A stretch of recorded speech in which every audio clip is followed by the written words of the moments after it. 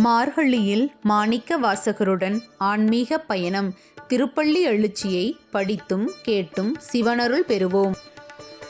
முந்திய முதல் நடு இறுதியும் ஆனாய் மூவரும் அருகிலர் யாவர் மற்றறிவார் வந்தனை விரலியும் நீயும் நின்னடியார் பழங்குடில் தோறும் எழுந்தருளிய பரனே செந்தழல் புரை திருமேனியும் காட்டி திருப்பெருந்துறையுரை கோயிலும் காட்டி அந்தணன் ஆவதும் காட்டி வந்தாண்டாய் ஆரமுதே பள்ளி எழுந்தருளாயே.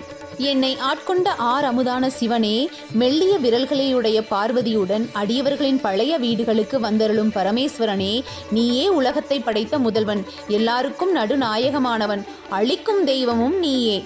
பிரம்மா, விஷ்ணு, ருத்ரன் ஆகிய மூவரும் உன்னை அறிய மாட்டார்கள் என்னும் போது மற்றவர்களால் உன்னை எப்படி அறிய முடியும்? உன்னை அறிய முற்பட்ட போது நீ நெருப்பாக நின்றாய்.